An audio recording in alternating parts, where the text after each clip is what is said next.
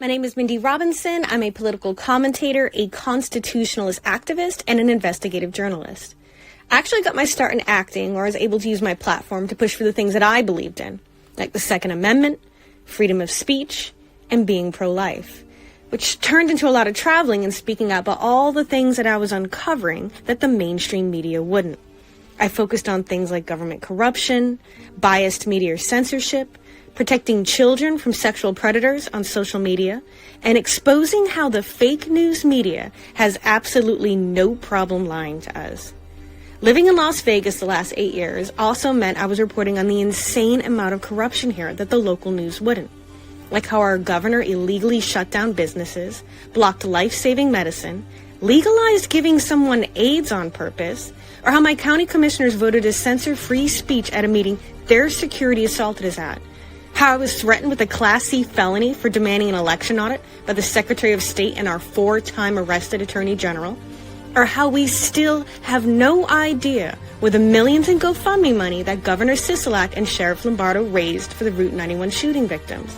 Corruption in Las Vegas runs deep, and I have never been one to back down from calling out corrupt government officials from either party when I see them. You'll not get away with this. We will not comply anymore. I'm glad you're getting a paycheck, and I'm glad you're sitting in your seats thinking you'll never be removed because you got election fraud on your side, but we're working on that too. Have a great day. Thank you. Please do not clap. Lindsey Graham, you are a traitor to the country. You know it was rigged. You know it was rigged. Why aren't you fighting for the rights of Nevada? My free speech. I couldn't go to church. Where were you? You were not by my side fighting it. You were making millions in your 14 houses, 2 private jets, inside of stock trading to the tune of $3 million. But the most corrupt cover-up to ever occur in Nevada still haunts Las Vegas to this day.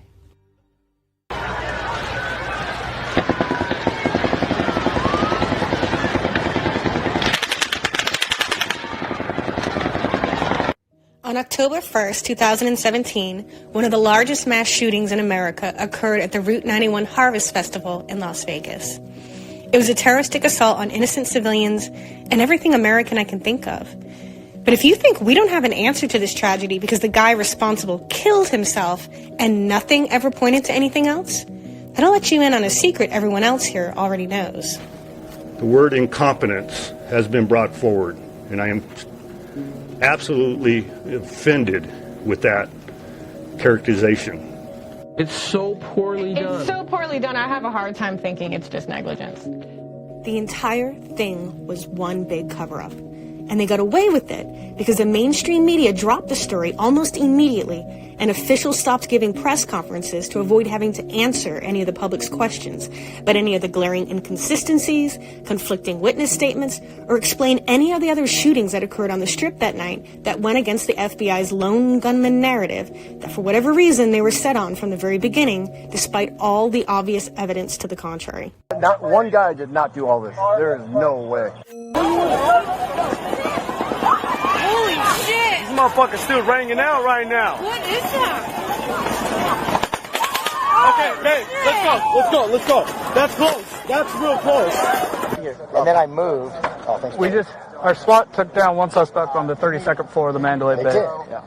That's high power though. They're all the pronouns I did were all headshots, bro. But we know. Yeah. And we have multiple different calibers, so I'm just saying we have at least one suspect down. There's most likely more than one. Just make sure to look at his forehead. Yeah, that's fucking dead center. Fucking center, dude. Alright, yeah. Shit.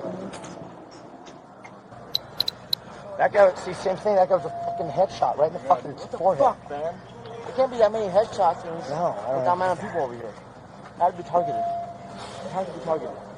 We're getting over now, and now we're running across the street, and we hear shots coming from, like, Hooters, MGM area, over there. There was shots coming from over there, and there was shots going from Mandalay Bay. Every other person that I've talked to that did get, unfortunately, hit as well have all said the same things. They know that there was multiple shooters. Sounded like there were a dozen shooters. The New York Excalibur shooting was right outside. It wasn't inside. It was outside. We saw the muzzle flashes. I don't want to cook. I just found it in the street, brother. 223 round right here. Anyone got a glove? Okay? I don't know if it's any help.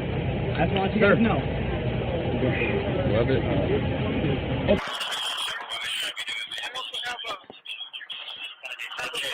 there with bullets in it, and then I have live rounds right here in these cones. Somebody handed me a .223 round they found on the ground outside. Outside there? That's not a 223. No, that's a yeah.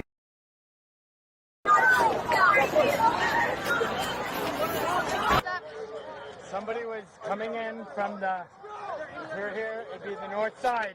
North side? Yep, somebody was coming in. How many? Just one? Just one. They kept coming. That's the thing. It wasn't that, okay, let's all leave and now it's okay. No.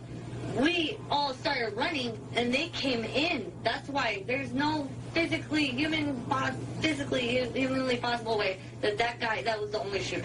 And it's definitely someone on the ground. Concert. I'm waiting for somebody to come through that entrance because it sounds like they're on the ground. The gunfire's approaching where we were. They just started getting closer and closer and louder. And I knew we were getting gunshots that were closer to us than where they originally started, and that's when we knew we had to run. All I know is that the burst of shots were very quick, and they didn't last long. They were not 15 seconds long like the Mandalay Bay shooter was. Now it sounds like it's coming from farther away.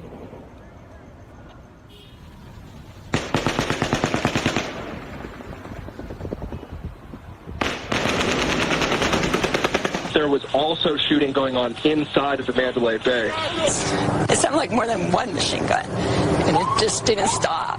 We heard gunshots from around the corner. We were in the Delano, right next to a walkway that connects the Mandalay Bay at the Delano. Multiple shots fired. We were the furthest VIP stages away from Mandalay Bay, and they were ricocheting everywhere where we were. So they were firing from somewhere high, and they were unloading clip after clip after clip after clip. He was a shooter, you believe? Multiple shooters. It has to be.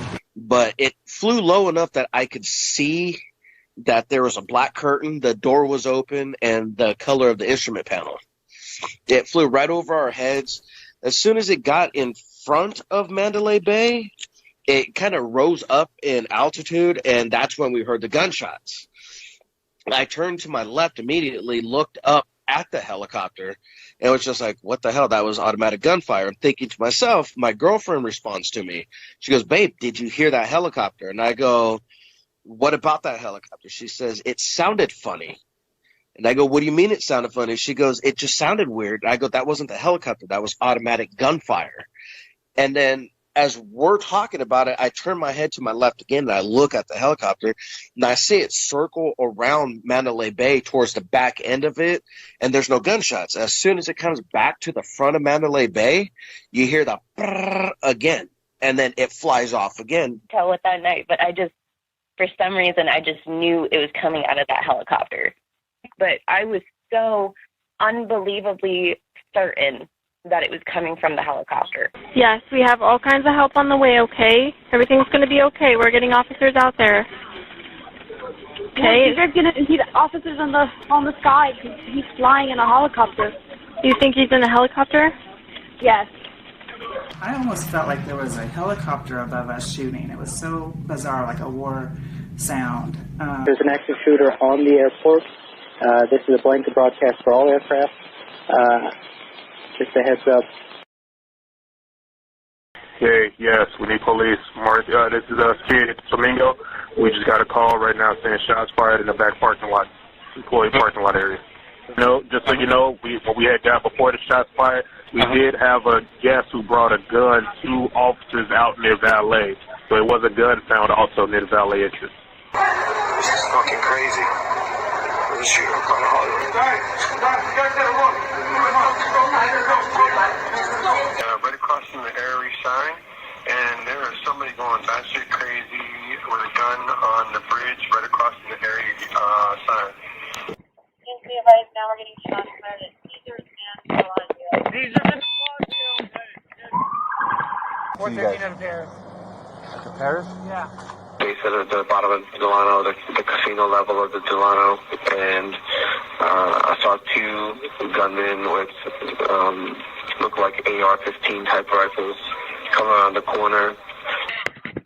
My employee instructors a mailbox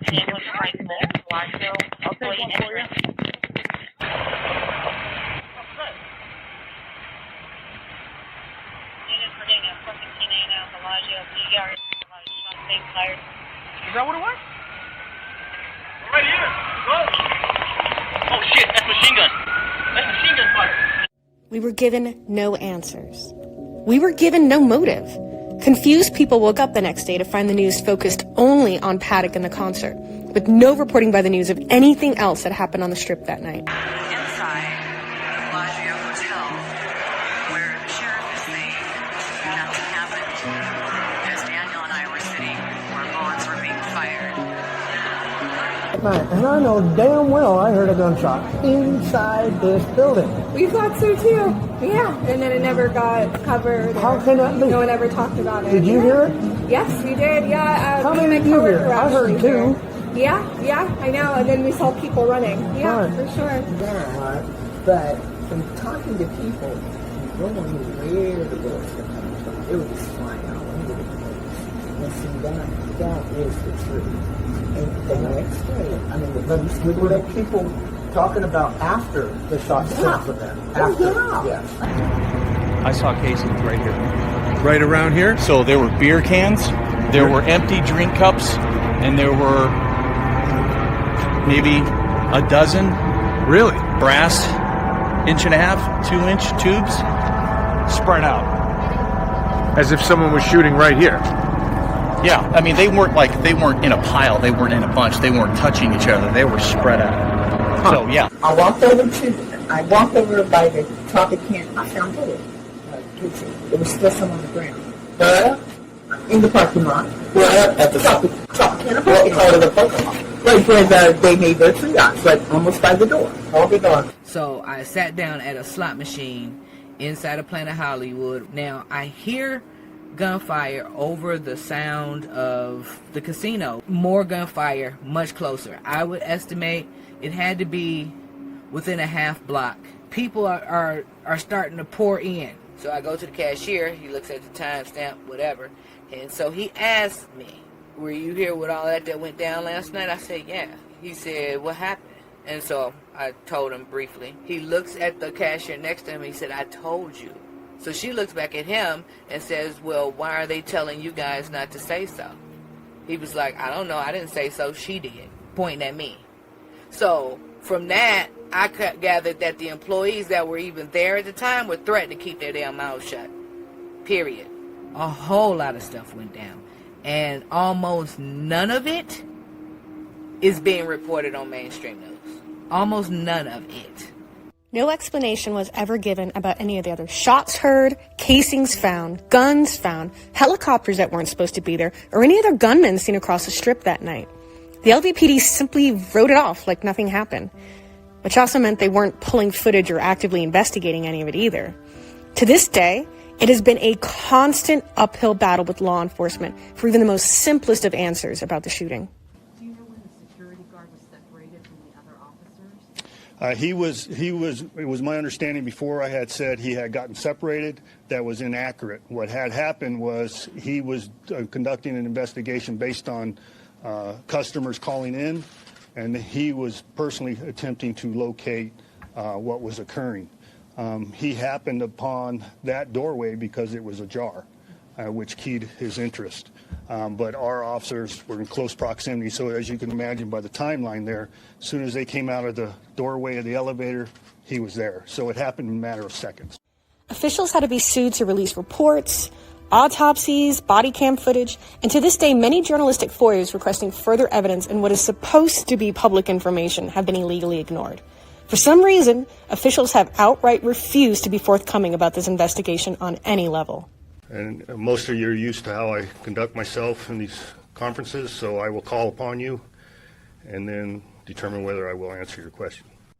I've read through the police reports, listened to 911 calls, police scanners, and hard-saved every video I could get my hands on before the powers that be could scrub them from the internet.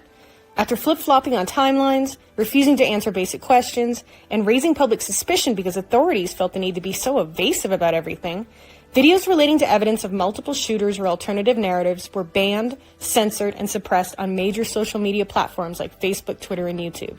Because, Lord forbid, people question the FBI's narrative of a 64-year-old man unloading over 1,000 rounds in 10 minutes with absolutely no motive, no history of mental illness, no known political affiliation, and all the while shots are being heard across the Strip long after they find him dead. SWAT shot him.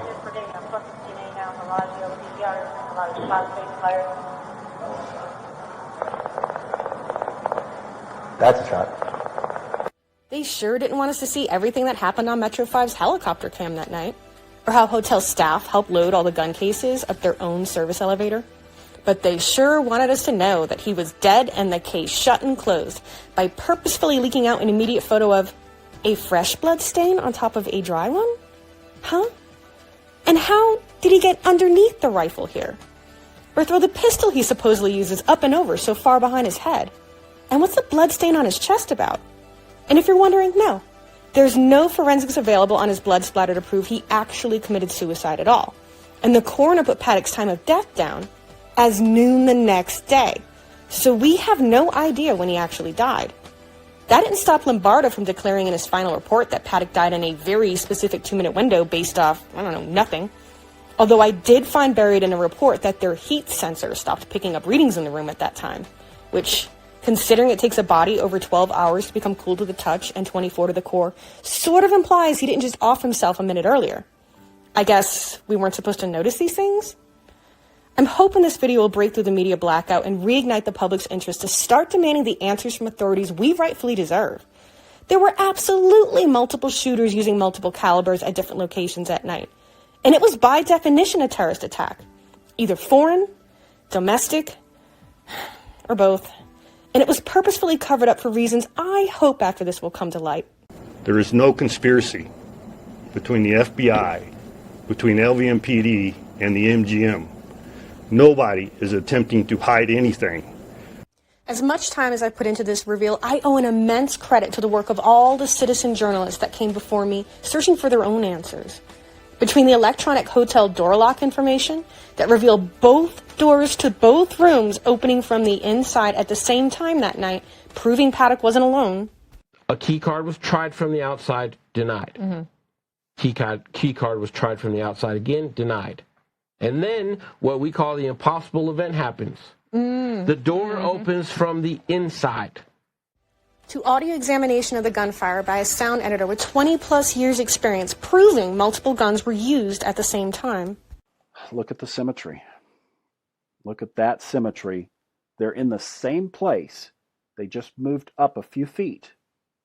Shots coming from the same point. One gun here. Here, they're back, maybe 15 feet.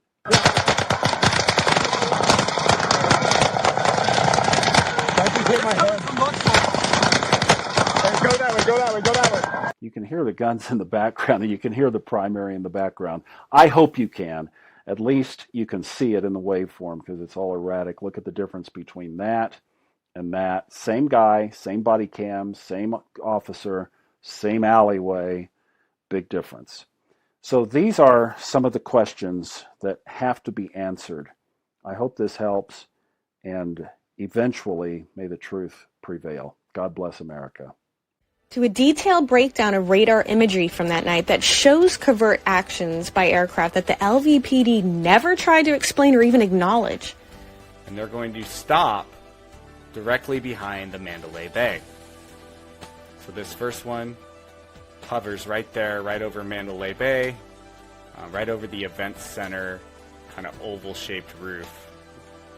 Here comes the third and the fourth. Notice that first helicopter, what happened is it turned off its transponder. These other two are about to do the same, and they turn off their transponders as well.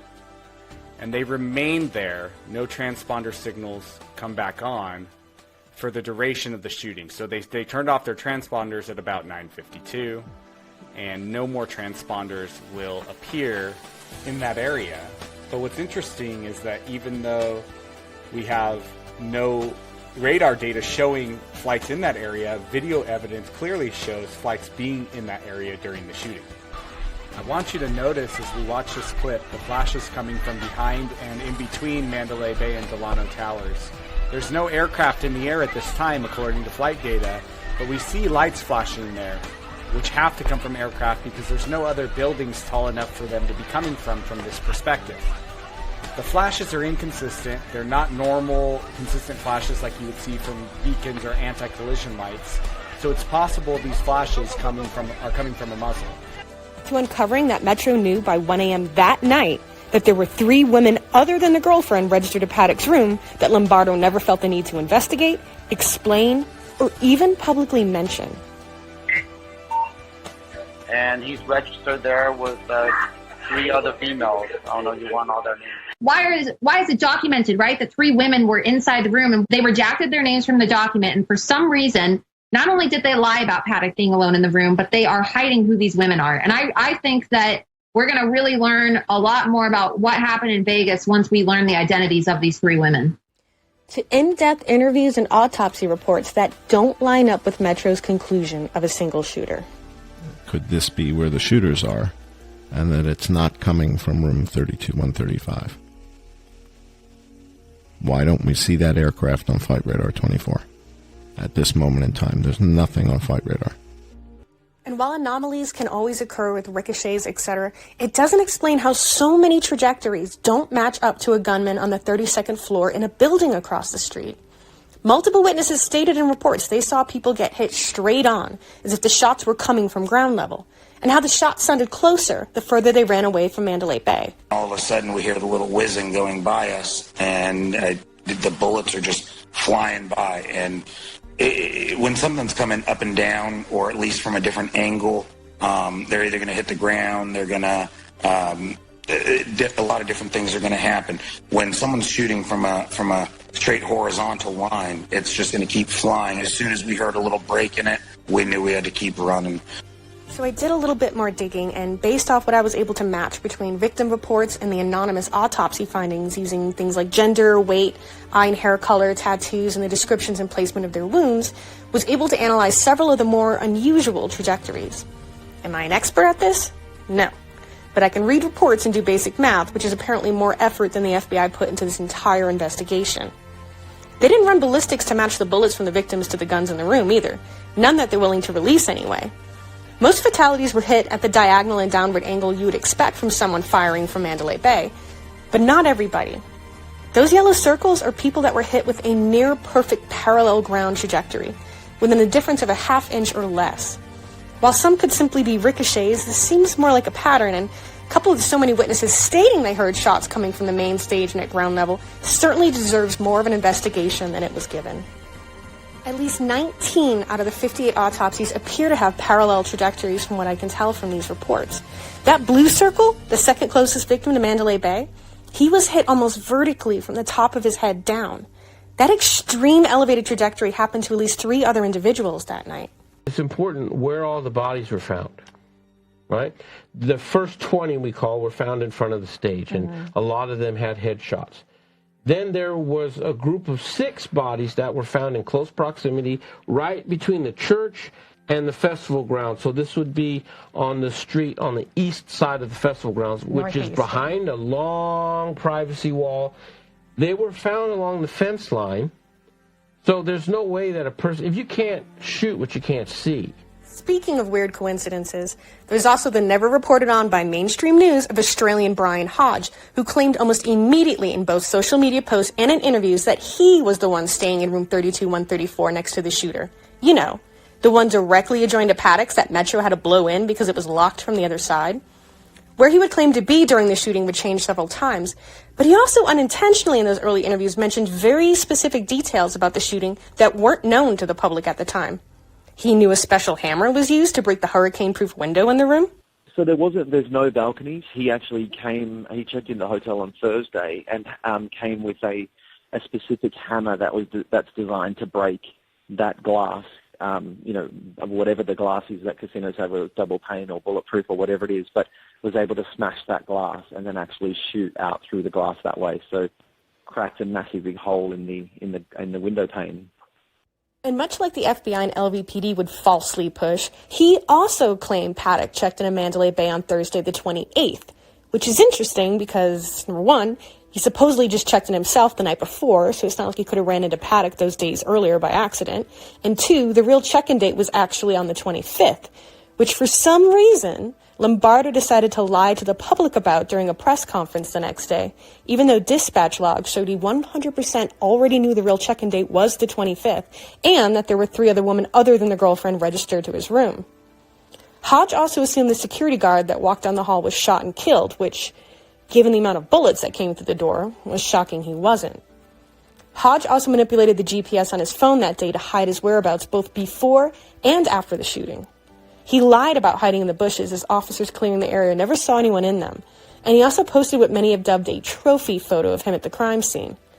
Listen to this interview he gives to the Australian press less than 24 hours after the incident, where he's so enveloped in pushing the narrative that things, aka gun rights, need to change in America, that he prematurely reveals knowing almost exactly how many guns were in the room, even though news stations at the time were reporting less. Time to reflect on it, but one thing that's really kind of come out of this, I think it needs to change. I think they really need to think about it, and I realize that it's not safe. The security here is not great. I've always loved that Vegas is very free. You know, you come here, people have a good time. But last night it really kind of hit me that I was like, I don't think that's the right way going forward. I don't think being able to walk in with 20 machine guns and not get noticed and have scopes in your room set up for 3 days. There were 24 guns found between the two rooms, 22 semi-automatic rifles, if you minus the bolt action and the revolver. How did he know that? And how did he know how long they were there for? His politics leaned left, if you couldn't tell from his anti-gun rhetoric, and almost immediately an Australian Antifa group on Facebook took credit for the shooting, stating one of their own had committed the attack on what was, let's keep it real, a mostly Trump-supporting crowd. Fact-checkers deemed it fake, not because they actually checked it out, but because the account only had 800 followers, which sounds like 800 too many idiots for me. There are actually fake Antifa accounts out there run by right-wing trolls, maybe some of them my friends, but last I checked, even joking about a terrorist attack will get you a knock on the door from authorities. Well, when they're actually trying to solve the crime anyway. How Brian Hodge knew so much insider information about the shooting before anyone else did, we'll never know, because the FBI's top brass forbid anyone, including their own agents, from investigating him, and he was allowed to leave the country without even being questioned about what his connection to Paddock was. He was actually registered to room 32314, not 32134, although you have to wonder why he recalled the room number of the shooting over his own. 134 was registered to Paddock's girlfriend Mary Lou Daniels using her comps and not his for whatever reason. You know, the one he wired $100,000 to and whose fingerprints are on the bullets inside the magazine.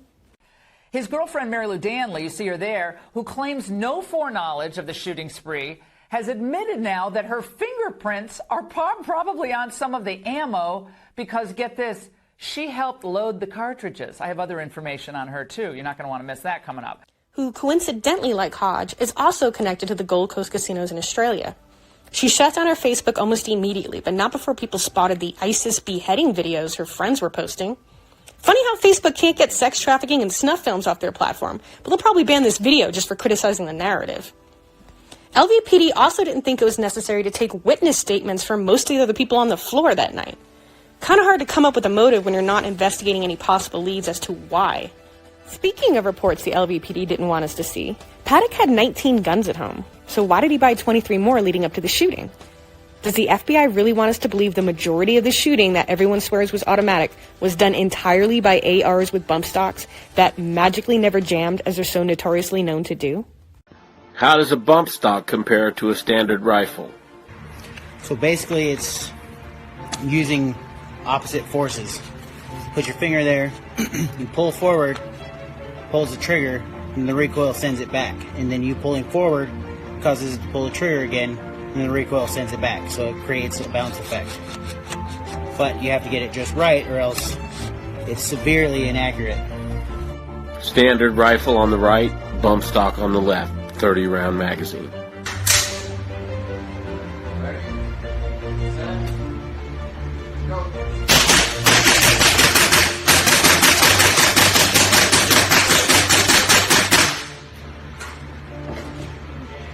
The bump fire malfunctioned on the first test. Here's the second.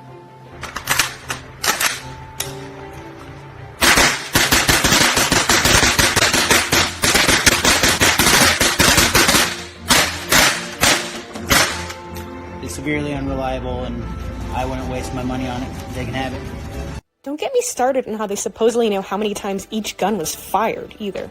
So they had the manpower to match ballistics on 1,000 casings, but not on the bullets that hit 58 people?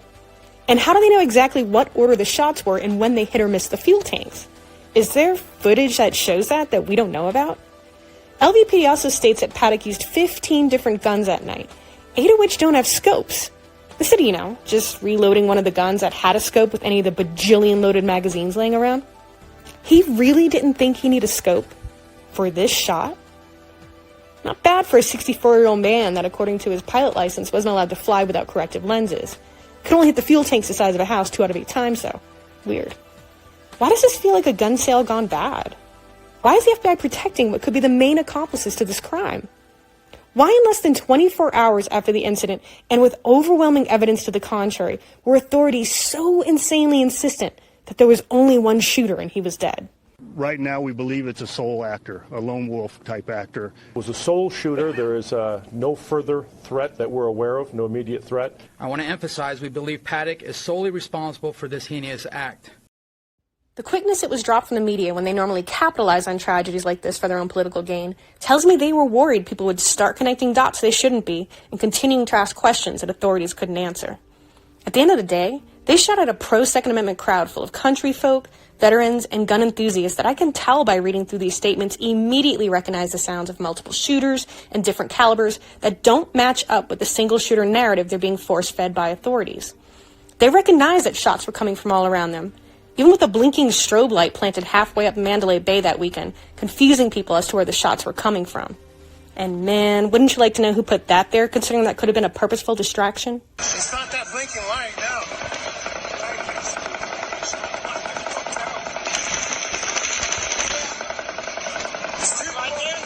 Two shooters right there in that room. These were good people, men shielding women from harm, civilians risking their lives to help strangers and assist law enforcement. At the end of the day, they didn't just give up and bow down to terrorism. They deserved to know what really happened that night. Las Vegas is one of the most surveilled cities in the entire country. So where is all the footage? Why are we stuck with such a half-assed, incomplete investigation with so many holes in it? It's one of the largest attacks in our history. This cannot be chalked up to pure incompetence or lack of resources. Something this poorly done has to be intentional.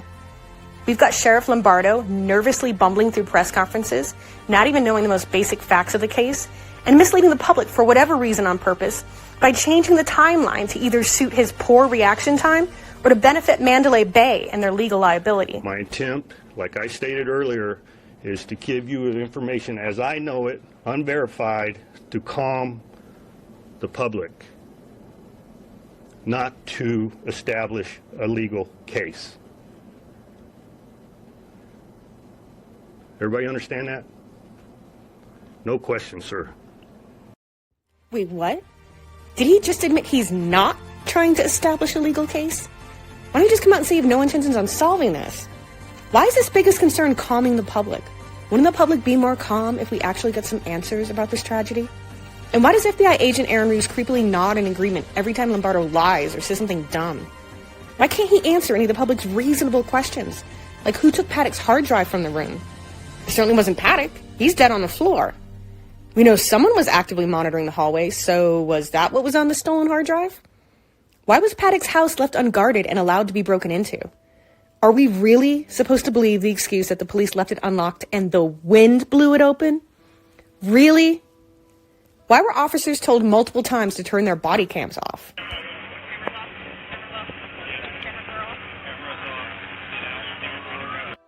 Keep in mind, Sheriff Lombardo is not above lying to the public. He's the same guy who lied under oath about what really happened at the Bundy Ranch standoff, even though the whole thing was on camera. Federal corruption and Lombardo's perjury cost Clive Bundy 2 years of his life in jail. And that was after the feds tried extorting over $1 million from him in cattle grazing fees over land that wasn't even theirs. Then you've got Lombardo's friend, former Commissioner Steve Sisolak, who was not governor at the time, but capitalized on the massacre to get his face in front of the cameras to further his own political career, even going as far as to brand the Route 91 shooting generically as 1 October, which was specifically done to help make people forget it ever happened. It's a term only law enforcement and news channels really used, as most people outside the state won't even know what you're talking about unless you tell them you're specifically talking about the Las Vegas country concert shooting.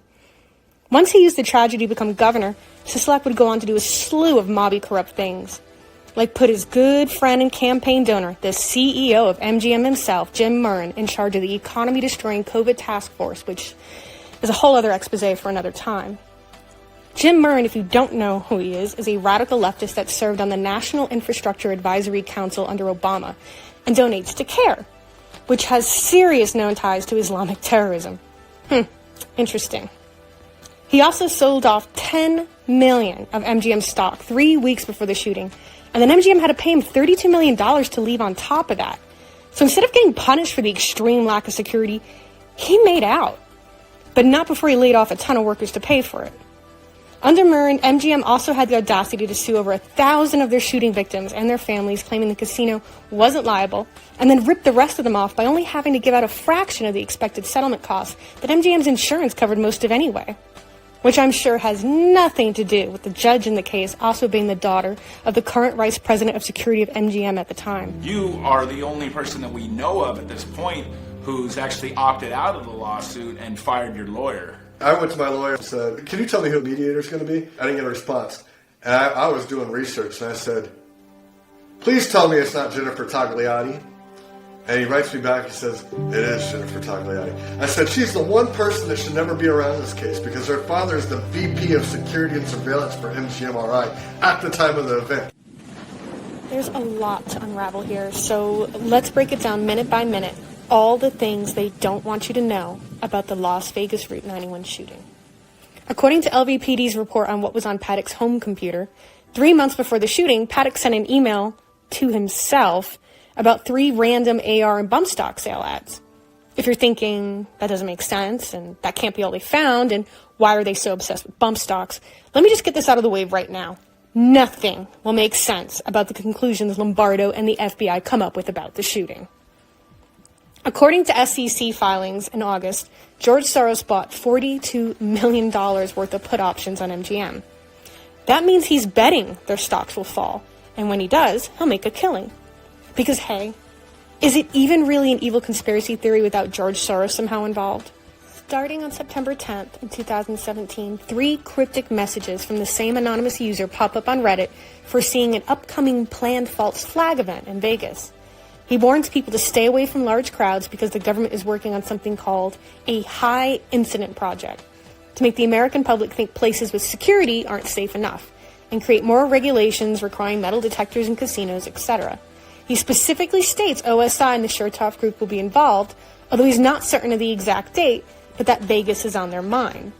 What's interesting is that Snopes scoffs at the messages as unproven, not because they couldn't prove they were false or true, but because they deemed it too vague to be taken seriously. Sounded pretty specific to me. If you don't know who Chertoff is, he's Bush's former Secretary of Homeland Security, where despite the major conflict of interest, he demanded agencies install certain security machines, which he just so happened to own the companies for. He's better known as a co-sponsor of the Patriot Act, where he used the tragedy of 9/11 to push through legislation that allowed the government to spy on Americans through our phones and computers without a warrant. If you're not familiar with Snowden, watch Citizen4 for homework tonight, and you'll quickly understand how the deep state is able to blackmail and control everyone into oblivion. It's also in September that MGM execs approve a $1 billion share repurchase program. Yet despite that push, by the end of the week, Jim Murren would divest himself of 80% of his own MGM stock. Did he foresee something drastic happening that would lower their worth? Aside from Mandalay Bay, MGM Resorts also owns Luxor, Bellagio, New York, the Mirage, and the MGM Grand. Keep those in mind for later when, despite overwhelming evidence including 911 calls made by their own security, they all deny shootings occurred on their property. Murren is also a member of the National Infrastructure Advisory Council, where he advises how to implement security technology in public places. Does that sound familiar? And yes, increased security to the financial benefit of those investors and those products is exactly what ended up happening, just like those ominous Reddit posts said. It ultimately didn't work out because it turns out no one wants to be constantly irradiated and go through TSA-like screening just to get to their room or eat dinner. They made money off trying, though, which is good enough for these kinds of people. On September 30th, a police report taken after the shooting stated a witness believed they saw Paddock playing craps at a table with 2 Hispanic women. It could be something, it could be nothing. We'll never know, because this is just one of the many possible leads the public is never made aware of on how it actually concluded, or if it was even looked into at all. I have to also mention that the day before the attack, the powers that be were running active shooter drills across Las Vegas, which added to the confusion, especially when people tried calling hospitals. It also fed into the hoax theory that no people died because they were searching for and hiring crisis actors for the same thing all week, which was used as an excuse by the media to condemn and censor all alternative theories about the tragedy. People died there. That's not the conspiracy. The conspiracy is why so many government-run active drills turn real at the same time in the same manner. Remember 9/11, when there was a huge confusion going on with air traffic controllers because one of the drills they were running also involved hijacked planes going into New York skyscrapers? Or the Boston Marathon bombing, where yet again the government was running a bomb drill that turned real, and instead of just addressing it, the feds decided to suspiciously and combatively blow off reporters about it instead.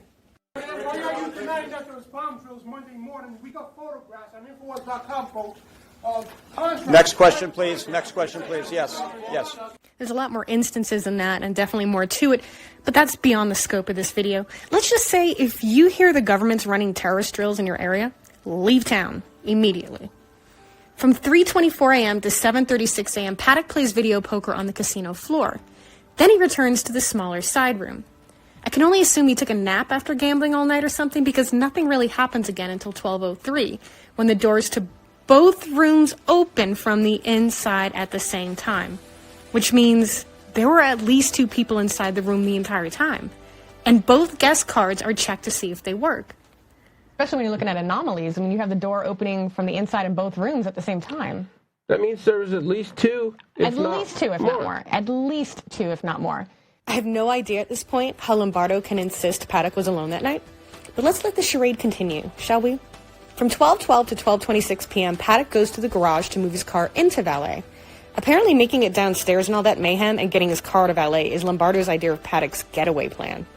Notice how Newsweek, who has wrongly personally fact-checked me before, claims the getaway plan failed because SWAT moved in, which we all know didn't happen for over an hour. This fake getaway plan is necessary to explain why Paddock paid off all his taxes before this suicide mission. If you've ever gotten your car out of Las Vegas valet before, then you know there's nothing quick about it. 12:29 is the last time Paddock is captured alive on video as he returns from the valet to his room. Since he has adjoining rooms and it can get confusing, I'll refer to 135, the large suite he was found in, as his room, and the smaller 134 as the side room. At 12:23, a room service ticket is made for 134 for 2 entrees. At 3:35, a single gunshot is heard and reported by a guest staying on Paddock's floor. We only know about this incident because fellow Route 91 investigator Nephi Kaliki heard it from the witness themselves. And I need to be sensitive about this because the person that was on that floor, we have contact with that person. One of their family members died at the event, but they were staying on that same floor. They heard a gunshot at 3:45 in the afternoon. And at 4 o'clock, around the same time, the locks start getting manipulated for 18 minutes in a way that is not explainable for normal operations. Was this single gunshot an accidental discharge? Or maybe even when Paddock was actually shot? We'll never know, because like I said, the coroner lied about the time of death on the autopsy that I'd be personally sued to release. The report contains such hidden gems like there being unexplained signs of blunt force trauma to Paddock's calves and knees. After that single shot is heard, there's a moment of inactivity followed by a series of weird hotel key testing that occurs to both doors 134 and 135 in what seems to be an attempt to capture and alter the electronic door system code. By the way, did the hotel ever investigate that complaint about the early gunshot, or did they cover it up because not checking into it makes them even more legally liable than they already were? At 6:40 p.m., the door to Paddock's room is opened from the inside, then the deadbolt is released. And then the door is closed again, opened again, and closed again. Okay, how the hell did the door just open with the deadbolt still on? It seems by now someone has figured out how to manipulate the electronic door locks, as impossible sequences and constant testing like this continue on both doors throughout the night. At around 9:20 and about 45 minutes before the shooting begins, a Hispanic woman pushes her way to the front of the crowd at the festival, starts telling the woman in front of her she was going to die and that everyone around them was going to die tonight. It causes such a commotion that security has to come to remove her and the Hispanic male she was with. Did security get their info? Was this ever investigated at all? There was a lady who pushed her way forward into the concert venue into the first row, and she started messing with another lady and told us that we were all going to die tonight. Do you know why she was saying that? I mean, was this after, the shots were fired? Or? It was about 45 minutes before the shots were actually fired, but then she was escorted out by security. At 9:29, both Paddock and the side room doors open from the inside at the same time again. Another impossibility unless there's at least one other person in the room, and now it's only 35 minutes to when the shooting begins. There's also another weird instance where it opens and the deadbolt is still reading as closed. It seems important to someone to be able to manipulate the deadbolts in particular. Starting at 9:38, radar shows that 3 helicopters supposedly registered to Mustang Leasing depart from the vicinity of Mavericks and head north off screen. And you can see their call signs, their tail numbers. That third one turned its transponder on a little bit late. 5 minutes later at 9:45, the same 3 helicopters that left earlier begin to return from the north, head south across the strip, and then stop and begin to hover above the Mandalay Bay area for several minutes. By 9:50, all 3 helicopters hovering above Mandalay Bay turn off their transponders 15 minutes before the shooting begins, and they do not go back on until after the shooting at the festival ceases. We know they were physically there because multiple eyewitnesses and videos catch them going back and forth between Luxor and the Mandalay Bay throughout the shooting. At 9:55, a helicopter blips on screen with no call sign and heads north out of the area, followed by another one about a minute later, also without a call sign, and they both head north. And then we see that again, a separate helicopter, different timestamp again, heading up north, no call sign. At 9:59, security guard Jesus Campos is doing his rounds on door ajar alarms, and however long that takes him. He couldn't open the stairwell to 32, so he goes back down a floor to take the elevator up instead. He reports the barricaded door and hearing what he thought were rapid drilling sounds while checking on the other room, implying the shooting was already going on at the time. That's when bullets come down the hall through Paddock's closed door at him. Shots also come down the hall sometime during all this when engineer Steve Shuck is there to check on why the stairwell door was braced shut. Another excuse given as to why the LVPD didn't breach the room right away was because of this impenetrable mighty L bracket, which honestly I feel like even I could have kicked in an emergency. There's no proof or fingerprints or anything that I could find that suggests Paddock put it in, although that didn't stop Metro from claiming they knew he did anyway. At 10:04 p.m., the 2 helicopters with no call signs return from the north, presumably the same ones that left a little earlier, and land at the airport. Mavericks is at the beginning of the runway in the blue circle. These 2 land here at the highlighted part at Sundance Helicopters, which is now out of business. Funny thing is, that location will end up receiving multiple 911 calls throughout the night about shots being fired, a woman injured with a gunshot in the hangar, and people hiding from suspects on the premise in a possible hostage situation. These helicopters you see here are likely just coming back from a tour, judging by their route, but what the hell happens there later? Seems like it's at least worth looking into, but there are no records this was ever investigated at all. At 10:05 and 27 seconds, the first scattered shots at the festival begin, which many initially thought were fireworks or firecrackers, with several witnesses claiming they actually saw a man weaving through the crowd letting firecrackers and poppers off at this time. Their obvious concerns were that he was providing some sort of initial cover or tricking bystanders into not panicking as much, or even gauging the wind for snipers. And no, the police never looked for that suspect either. Metro also seems to be confused as to how many shots there were, which according to them were either 2 or undetermined, and I'll tell you why. Now, when I listen to the video, I specifically hear 2 very clear close rifle shots coming from the main stage area, followed eventually by a mixture of a couple of close shots and further away automatic gunfire with echoes. Multiple witness statements also mention hearing very distinct and different caliber weapons at this time. For instance, this witness not only heard the automatic firing from Mandalay Bay, but also something more like a handgun closer to her vicinity in the parking lot. This man staying at a balcony near the foundation room in the middle of Mandalay Bay heard automatic gunfire coming from his right and rifle fire from his left. Another man whose room overlooked the concert claims he heard not only the reverberating outside shots, but closer, non-reverberating, shorter round bursts as well. This woman stated she heard the first 2 pop-pop sounds that sounded like they came from inside the concert grounds that sounded different than the rifle sound she hears a little later. This man staying at the Four Seasons also hears 2 different calibers going off. What's strange is that these handful of supposedly scattered test shots are responsible for at least 1 immediate fatality. Witnesses saw a woman go down before any of the Magic automatic firing began, and I can't tell if they're all talking about the same victim or different females. Given a third of the fatalities were headshots, it seems a lot more targeted than it was random. Here's the video, and you tell me if you can hear 2 separate guns. And also take notice from here on out in all the videos, all the helicopters flying around Mandalay Bay that aren't supposed to be there.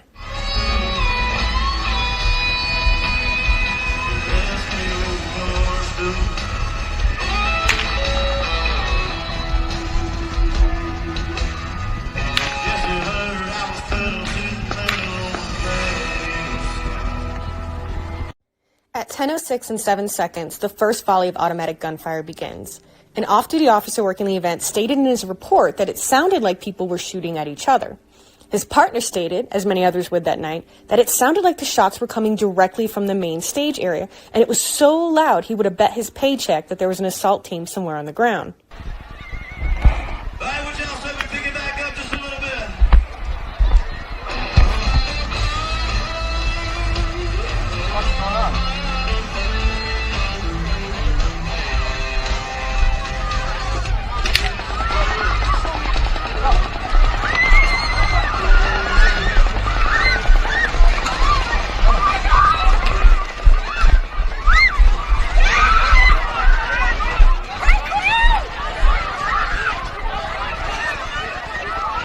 At 10:06 and 53 seconds, the second volley begins. Get down! Get down!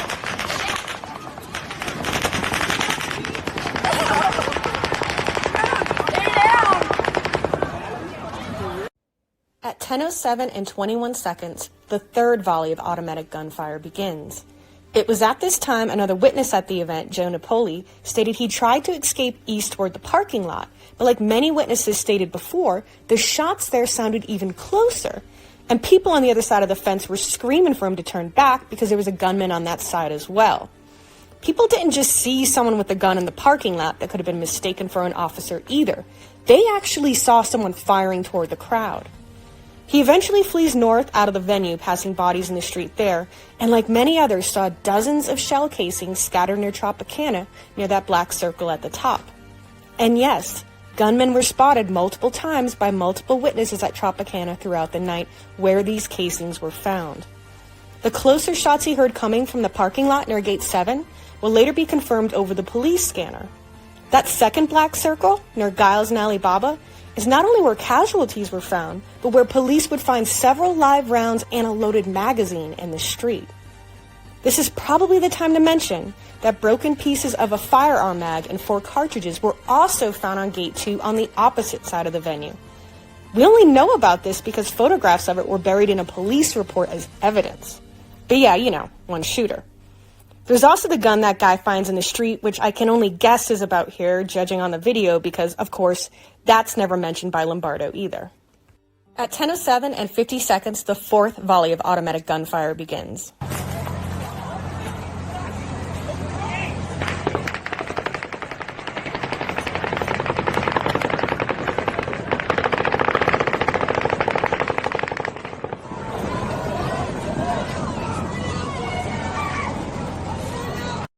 At 10:08 and 43 seconds, more single shots can be heard, and one of the closest officers to Mandalay Bay sees a man on a platform, more than likely the bed, firing out of 134, the side room, out toward the fuel tanks. Only 8 casings were recovered in that room, and only 2 hit the tanks. But one of the few ARs that were reloaded were also found in that locked from the other side room. I'm unconventional. Is it this bus? Yeah, it's an open line with a female saying there's security. Female saying there's security. It's over there. Shots fired. There's many people down. Stage left. Stay on this side. Give me a cover.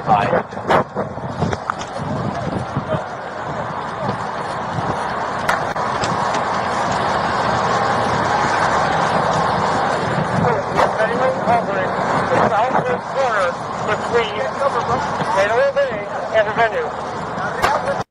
At 10:09 and 47 seconds, the fifth volley of automatic gunfire begins. Get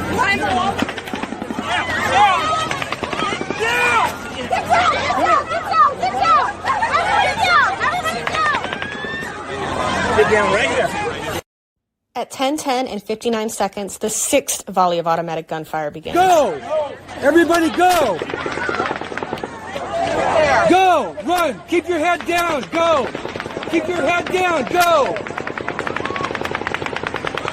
Run! Keep your head down!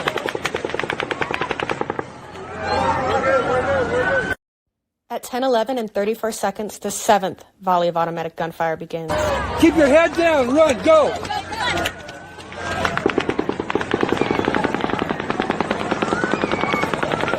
your head down! Go! You guys go! Get up and go! Go! Starting at 10:12, a group of what will eventually be a line of 8 helicopters start to take off from Mavericks, although not all of them will show up on radar as having actually left from that pad. This will play in later as the helicopters that previously turned their transponders off put them back on as they escape out with this group to the north. At 10:12 on the police scanner, there are now official reports of shots coming from Gate 7. Now, Gate 7 is interesting because whoever made the original graphic for the map to the concert venue doesn't have a Gate 7 listed, but has 2 Gate 2s. Gotta love bargain printing. But we know it was in the southeast corner because of witness statements, and it makes numerical sense. So I've made the corrections here for reference. You might also notice there's an abandoned motel in the middle of the venue, which any bad actor could have used to stage an attack from. And no, I don't see anything in the police reports about any forensics or an investigation being done inside there at all either. Later, 2 separate 911 calls would come in about suspicious men at the Oasis Apartments, which, as you can see on the map, is right across from the Gate 7 we're talking about. In one call, they even state that they could see 2 men changing their clothes in the bushes. I'd love to see the security cameras from those apartments at night, but it doesn't seem as if the FBI or the LVPD did much of investigating into anything. At 10:12 and 8 seconds, the 8th volley of automatic gunfire begins. Go, run that way, go. Go, stay there, go. First stop. I don't know. At 10:12 and 35 seconds, the 9th volley of automatic gunfire begins. Stay down. Run that way, against the wall. Stay down.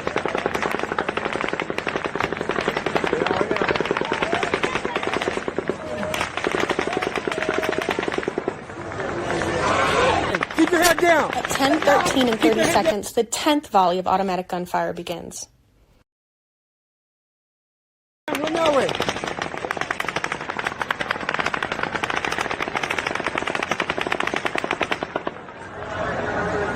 After the 10th volley, you'll notice one of the helicopters that's not supposed to be there heading east over the venue. Keep your head down, run that way. It's also at this time that a south-facing security camera in a parking lot 780 feet east of the venue picks up people running and trying to help, but ultimately leaving a deceased victim on the ground. For reference, this is its view. The only reason this video is known about is because it was sent to a Route 91 victims lawyer who then took it to Tucker Carlson. Being so close to the venue, the man didn't understand why the FBI and LVPD hadn't reached out to him or even asked if he had any security cam footage from that night.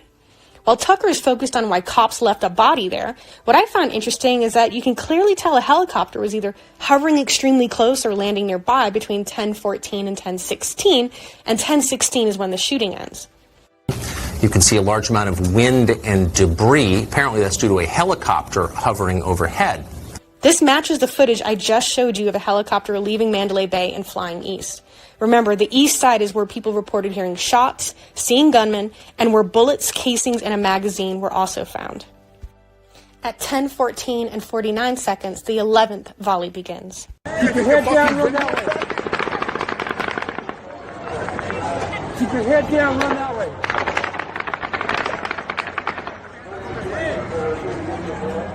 Also at 10:14, Mandalay Bay security calls 911 and informs them that their security guard was shot and that it definitely came from 32135. There should be no confusion at this point where the shots from the hotel are coming from, yet Metro won't try to enter the room for over another hour. I find it interesting they fired one cop for cowering the hall, when really they were all on standby orders on the floor below supposedly waiting for SWAT, not that a proper SWAT team ever shows up, and not that that's ever explained why. It ends up being a mismatch of original responding officers at breach, including 2 canine units without their dogs. It's also at this time that everyone was still saying that there were 3 shooters. At 10:15 and 15 seconds, the 12th and final volley of automatic gunfire from Mandalay Bay begins.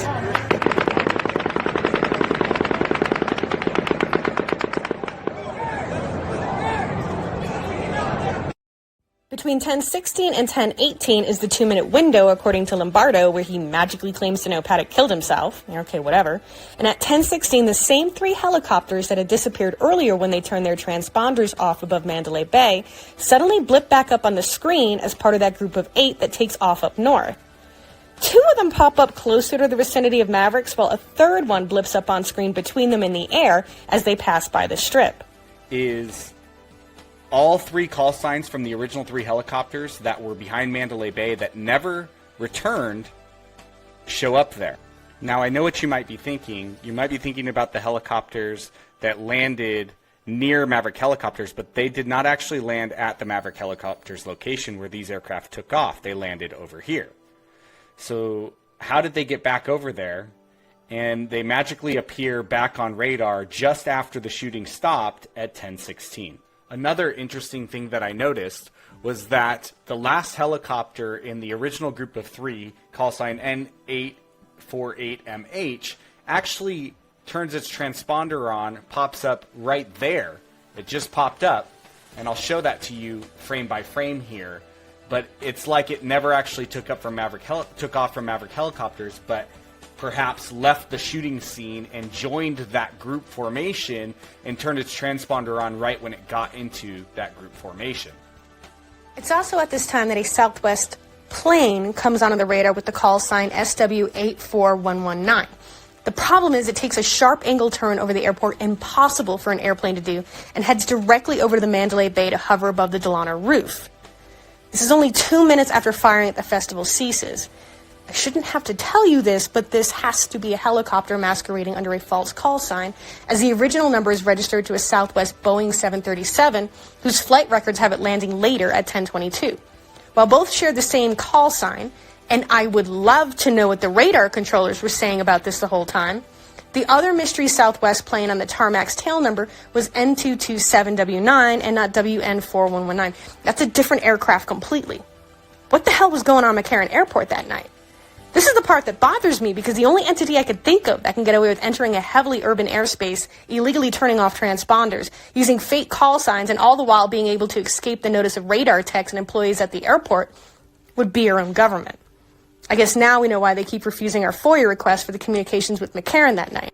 Oh, I'm sorry, did I say McCarran? I mean the Harry Reid Airport now, since corrupt Nevada politicians took it upon themselves, without so much as even asking the people who lived here, to rename it after one of the most divisive, hated politicians the state has ever known as their own vanity project. Gotta love what Las Vegas commissioners' priorities are in the middle of a huge economic crisis. At 10:21, the group of helicopters that previously took off to the north start to return south, and they all land at Mavericks like nothing ever happened. At 10:22, after hovering above the Delano roof for several minutes, the Southwest planecopter turns off its transponder. If you're wondering that if despite all the distractions going on that night, if anyone happened to catch a helicopter near the roof of the Delano... Look, they got the helicopter right in front of that thing. Huh? Look, the helicopter right in front of them.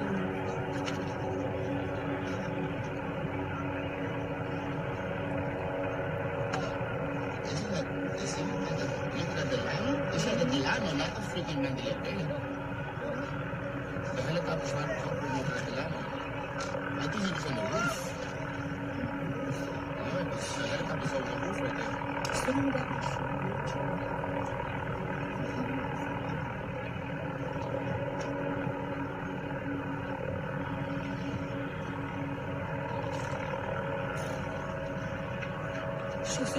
Yeah, look, he's hovering over the Delano. It's not the Mandalay Bay, it's that motherfucker right there. You see that shit? I think we're safe now.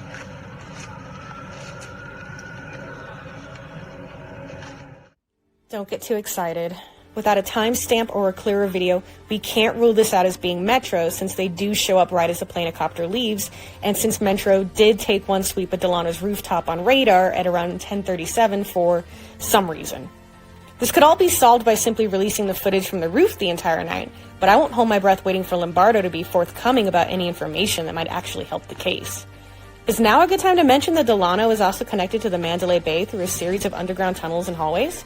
It's also where a 911 call would come in later about 2 armed men in khakis firing off several rounds, which is something that would be backed up by other witnesses that heard it too. We were herded into Delano's, and my friend and I, we were sitting there for about 10 minutes, and then we heard 4 to 5 shots ring out. And we met up with these security guards and police officers who asked us what we were doing and told us to run away, and we heard gunshots from around the corner. We were in the Delano, right next to a walkway that connects the Mandalay Bay at the Delano, and we heard gunshots from right out that hallway, so we think that the police were dealing with the shooter while we were down there. At 10:24, Metro 5's helicopter finally arrives to the scene, 8 minutes after the shooting at the festival had already ceased. Las Vegas Metro Police Department helicopter that just missed all the action. One of the things Sheriff Lombardo was never able to explain was why he felt it was safe to wait over an hour to breach the room, or why their lone gunman just magically stopped shooting for no reason, despite all the unused guns, extra ammo, and the fact police weren't even at his door yet. Wouldn't it make more sense that what actually determined the length of the attack wasn't whenever the shooter randomly decided to give up, but how long it would take Metro to scramble a helicopter to the scene? All you would need to do is listen to a police scanner to know they're on their way.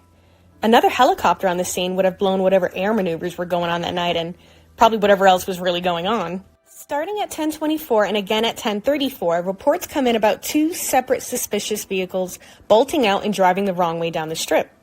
Suspects or just scared people trying to get away? I guess we'll never know. But don't tell me they couldn't pull those plates off security and traffic cams. From 10:27 to 10:33, Metro Helicopter 5 starts hovering over McCarran's airport runway looking for something. At 10:35, there's reports of an active shooter on the runway. Okay, I guess we know what they were looking for now. And McCarran makes the decision to turn the lights off on both runways. Why? Wouldn't that make it easier for a shooter to hide or get away in whatever vehicle or aircraft they're obviously heading to the airport for? Did they miss their first helo extraction? At 10:38, Metro finally sends out their first tweet about the incident, already strangely implying it's a shooter in the singular, even though everyone on scene still believes there are multiple shooters and shots are still being heard outside the venue. This is actually around the time where all hell breaks loose with hundreds of 911 calls about hearing shots and seeing gunmen across the strip in a pattern that keeps heading north away from the festival. At 10:43, there's a report of a suspicious white male seen wearing fatigues and going into a motorhome at the Motel 6 near Tropicana. 6 minutes later, a 911 call comes in about seeing two more suspicious men wearing bulletproof vests and walking calmly away from where everyone is running at the same location. The motel is directly east of the venue, right between the Tropicana and the airport, and that little blue circle right here. Also at 10:43 is when things start to get crazy over Sundance helicopters. A man calls about his girlfriend, who's the supervisor there, being pinned down with a bunch of people. He claims she heard shots outside, and there's a girl with a gunshot wound injured in the hangar. 15 minutes later, a woman calls in lieu of her daughter, because for some reason no one inside could get through to 911 like it was being blocked, that had also complained about hearing shots outside and a woman down with a gunshot wound. 10 minutes later, after the boyfriend calls back, saying his girlfriend now believes there are multiple suspects on the premise and everyone there is trying to hide from them. How was this never looked into?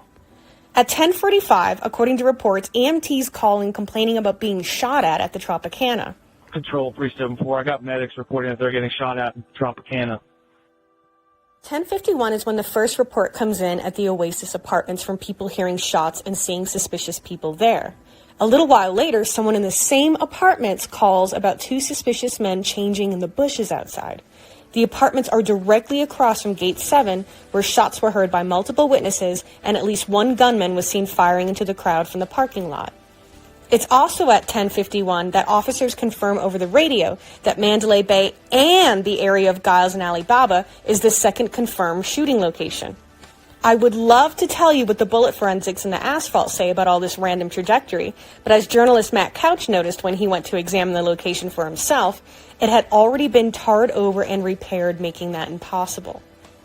At 10:52, Metro 5 lands in the parking lot at Harley-Davidson to load up a two-man sniper team for the next 8 minutes. According to Lombardo, at 10:55, 8 officers finally arrived to the stairwell adjacent to Paddock's room. 2 minutes later, and 52 minutes after the shooting began, they finally breached the barricaded stairwell door. At 10:59, Metro Helicopter 5's transponder goes dark and is unaccounted for the next 5 minutes. At 11:02, a Metro officer calls in a report about a suspicious person heading toward the Delano. At 11:03, a report comes in of an active shooter coming down the escalator from New York, and no less than a minute later, 911 calls start pouring in about hearing shots there, including one from a security guard who specifically heard 5 to 6 shots fired near the Zumanity Theater. Which is interesting, because it would be someone from New York security that would later deny people heard shots there at all. Less than a minute after that call, reports of suspects down and a gunman at the front desk of New York, New York would come in. A minute after that, a woman calls 911 to describe the shooter she saw on the casino floor of New York, New York. Most of the reports and 911 calls would be corroborated and backed up by multiple witnesses like this throughout the night. Lombardo and MGM Resorts want you to believe that none of these things happened. But the fact they've never released the security cam footage from any of the hotels that night to settle it once and for all tells me it's probably the 1,000+ witnesses telling the truth and not hotels worried about hurting their tourism. At 11:07, another report of a shooter at the airport comes in, with people taking cover in a hangar from him there. At the same time, a report of a male getting out of a white Ford Dually running north with a rifle comes in. At 11:08, a man calls 911 in room 3135, which is only 2 floors down and directly below Paddock's, reports hearing a single gunshot that was also heard by his manager staying below him as well. It's been 10 minutes since SWAT breached the stairwell and 12 minutes before they would blow the door to 135 open, so what did they hear? It's also at 11:08 that a possible bomb threat comes in about a black Audi parked at Luxor with wires coming out of it. Something fake fact checkers would later claim was false, even though the bomb squad had to be called in to check and clear it.